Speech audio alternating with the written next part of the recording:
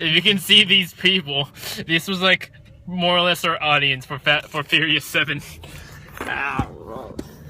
That was that's when we drove to see the movie. They were like already doing like car stuff in the parking lot. Idiots.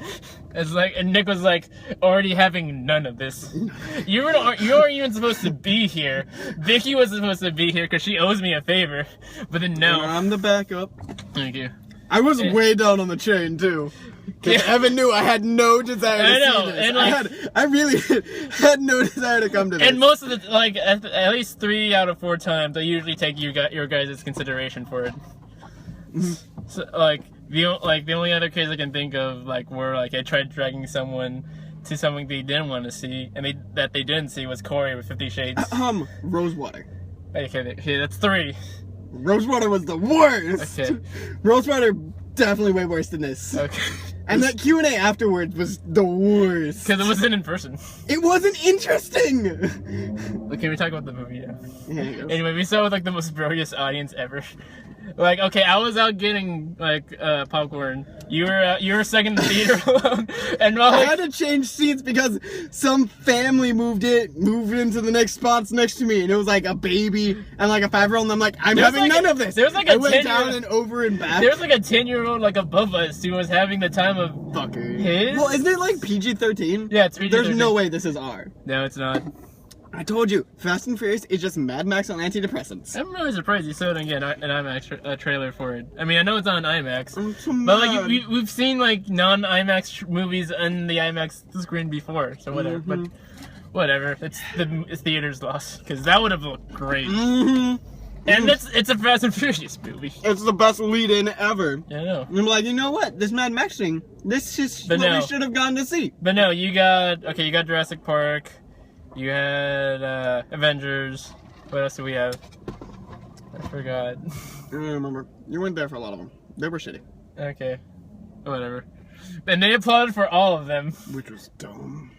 So much applauding. Yeah. I was like, come on, guys. And there were like 6 applauses like throughout, at least 6 throughout this whole movie. And on the various parts we thought the movie was finally over. Yeah. Like, oh yay, ended. Oh, okay. Oh, cool. Oh, no, yeah. Still going. Ha! Now I did like walk out of this movie with like a smile on my face, but like it wasn't as big as like a smile as I had with number 6. 6 was like the happiest I have been in walking out of a movie. Do you have anything? Because I love Fast and Furious 6 because it was like the perfect action movie for me. Like the structure worked, the pacing worked. All the action scenes were great. Just watch Mad Max 2. I have seen Mad Max 2. That's everything you want from any Fast and Furious ever. We're talking about that when the new Mad Max comes out. But it relates to this. It's all of the Fast and Furiouses done correctly, and you get Mad Max 2. Yeah. That's whatever. Anyway. Why'd you walk out smiling? What? Because it's silly, and it's so like. Again, it's such a bro-y movie. See, I walked out smiling super hard after Inherent Vice. Yeah. That I could not stop smiling after. And you just look confused. Because I was and Snowpiercer. Those are the movies I walked out and I was like, yeah, I love going to movies. This I come out of them like, okay. No, this I came out of like, I have to go to the bathroom so bad. I had a good time. And then I ran out. Yeah. Okay, there is no end credit scene. But like this movie's just awkward because like it just like has a lot of weird stops and starts. And that probably has nothing to do with too much spinning. Yeah. Oh yeah. Like that whole subplot. So much spinning! No, the whole subplot with Michelle Rodriguez trying to get back her memories. That is literally just wheel spinning. It's just her saying what's the basically is like Dom reminding her like her family, her having some kind of flashback and like sort of like taking a step back, and it happens like for like a day. Yeah, and then it happens like 4 times throughout the whole movie, and it never progresses until like the very end. Then she's like, "Hey, I'm fine." It's like Jane the Virgin if you gave them like a $250 million budget. This movie was $250 million. To be fair, I'd make this kind of movie for $250 million. I would just make another Mad Max. But that you can get that for like 120. I know, and it'll be so much better. Oh, man. I don't need to crash planes. I just need one wonkily made helicopter bike thing. You don't need. Come on, the gyro pilot was the bomb. Yeah, fucking dropped a snake on a dude.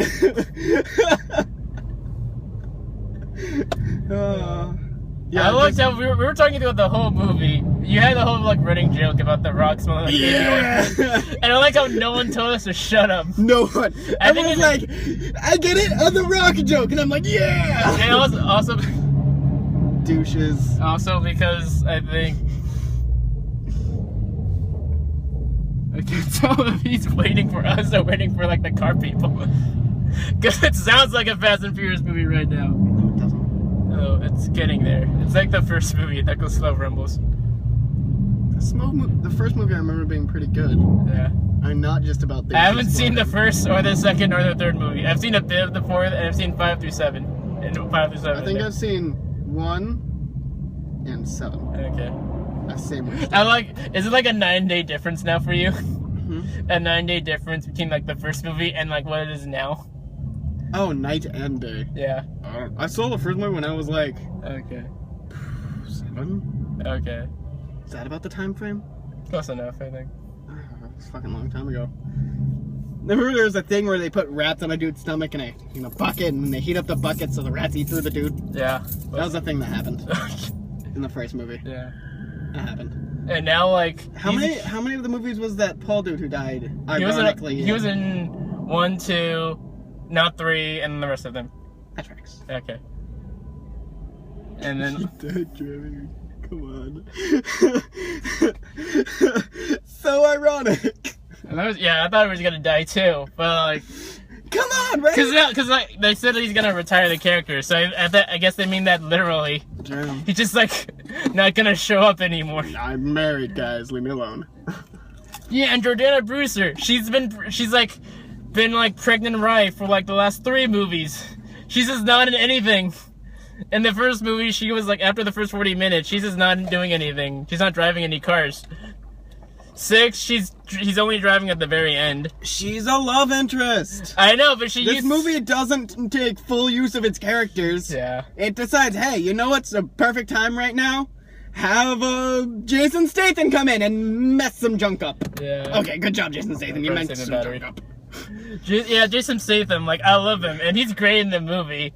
Like, we were always happy when he showed up, but he just shows up out of nowhere half the time. Because, like, the plot here, it's the same thing as 6. It's like they're hired by the government, basically, to hunt down this very deadly, government, like, intelligence device that could destroy the world, basically. No. The plot is, his people are getting killed by Jason Statham, so he goes and helps the government, who fucks up killing Jason Statham, and gets this whole other government on them. I love when that happened, because, like, there were 4 SWAT guys, like, rappelling down. They can't shoot him, like, at all. They can't shoot at anything. No one shoots anything. God. Not even, like, winged. He doesn't come in, he's like, one of you guys got me. Yeah. That guy did good. Like, these characters are indestructible, officially. They're all wearing mithril. Yeah. They're all wearing secret mithril. I wanted to make a joke because when Kurt Russell got shot and he starts at the mithril, and you were talking about that, I was thinking like, in Vin Diesel's head, bulletproof armor? What's that? You should get this in that. Then again, they're indestructible. They are indestructible. Like, they have like the big mound chase in the middle of the movie, and that's a good scene. The problem is it goes on for like half an hour. This is why I love Mad Max. You know what? In the first movie, he gets his leg fucked up. Yeah. You know what he has in every other movie after that? Yeah. A thing on his leg. Yeah. He gets his leg run over once. He doesn't fall down a mountain. He doesn't blow up. Yeah. He gets his leg hurt once, and he has to fucking deal with it. There are consequences. Yeah. Yeah. In this movie, to escape like when they're cornered, what Vin Diesel does, he just backs up and goes rolls down a hill like 20 times, a mountain like 30 times. His car is a complete wreck, but not blows up. Yeah, it doesn't blow up. It has extra tires in the back. For no reason. Hey guys, you know what?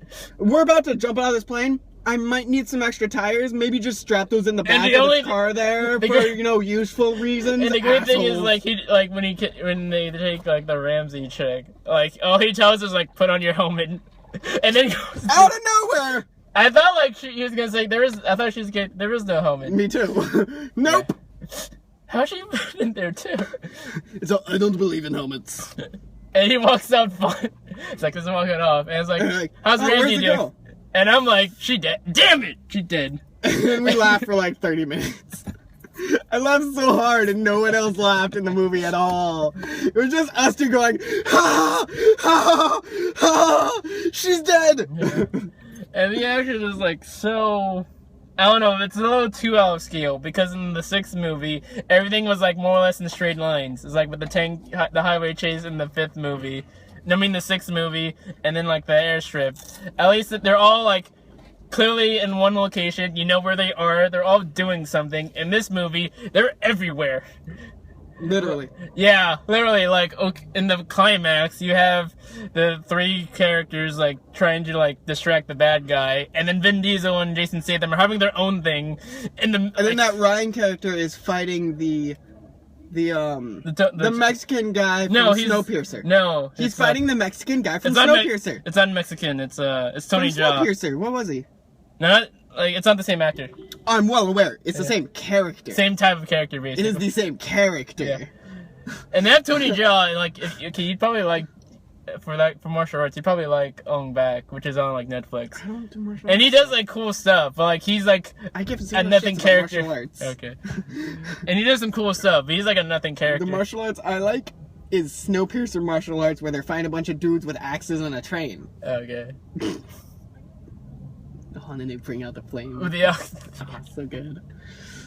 And The Rock, like he's in the movie for like maybe like 10 minutes. Oh, I got so many do you smell jokes going on though. Because like, okay, Oh, that's great. to be fair, he was gone because like he was making Hercules at the time. So we have The Rock for about Hercules. Hercules. Hercules. So he's in the movie for about probably 10 minutes. And then it's just a lifetime of do you smell jokes. Yeah. Because after he's in the hospital, he's just gone until like the last 10 minutes of the movie. When he crashes an ambulance on top of a drone. He has just like amazing nailed timing. that timing. I don't even know where he is. I thought he was behind the drone. Dumb. Again, like the scope's is like a little too big. See, at least Mad Max stunts are more believable. He doesn't pull this crazy shit. And I think, were you annoyed? Like, I wasn't annoyed by Tyrese, but I think you were. Who? Roman. Tyrese Gibson. Gotta keep. The guy who keeps like saying, I'm the leader. No, I'm the double alpha. I thought it was dumb. Yeah. His character is based around being dumb. No, like, I realized this from watching like all 3 trailers, like the trailers for like, the last 3 movies. They all have a certain pattern. It's like, Vin Diesel says something like, too epic for his own good. Like in the trailer for Fast 5, he's like, "You in my world now." It's like, what world? Who are you? This is our world. It's an entire planet, Dick. And then Tyrese Gibson, his whole thing is about telling them is like, this mission is like off the chain. And then I was like, he was going on a rant about how this is all bullshit. I'm like, does he do this every movie? It's like, yeah. I was It's like that's in the trailer. That's in like all the trailers. Running fucking joke. And then you have Ludacris like describing how epic their enemy is. Is like, these guys are like military grade. I don't know why Ludacris is a hacker either. He's like the last thing. Man, I don't like this movie. I still had a really good time. And it was the loudest thing I've ever heard. Also has like, I think it has like more boobs and butt than like a Michael Bay movie. What was with that? It Oh, was- dude, the movie's short. Quick, throw in more boobs and butts. No, More this boobs movie's and like- butts. Boobs and butts. This movie is almost 2.5 hours. Oh, It's like 2 hours 17, I think, without trailers. dirty. If like Fandango's right. I had a blast. I did have a blast, but like it's so not as good as 6. And Or Mad like Max. the tribute to Paul Walker, it's nice, but it's a little too on the. It's both like perfectly sentimental for this franchise, and especially for Vin Diesel, because like Vin Diesel's really nice. He comes across as really nice, at least. But it was this like the movie just stops to do the tribute, and that's great. But just a little, I don't know, maybe it's a little too sentimental, but it is good. I don't care. Okay, but I like the movie a lot. I just thought it was ironic that he dies in a car accident. No, it was one review. I remember his whole life is doing these movies, and he died in a car accident. No, it was even sadder because a review for like Fast and Furious 6. I was talking about Paul Walker's as acting in that movie, and he was like, Paul Walker's fine. I mean, he can't act if you set him on fire. But I was like, damn it, I love it. Like, awkward. It was funny at first, and then then he died. It's like, damn it. That was a good line too. It's still funny. Okay, but I like the movie a lot, and I didn't. It was a good time. It feels longer than it is. It kind of had the Transformers thing where I was like, wait, oh my god, it's still going. I thought it was supposed to end like 4 times. That's because you had I was like, God, I have to go to the bathroom. Oh, it's because you had to pee. It's still going. It's still going. I knew it was. It's just like it stopped a lot more than it really should have. Okay, bye guys.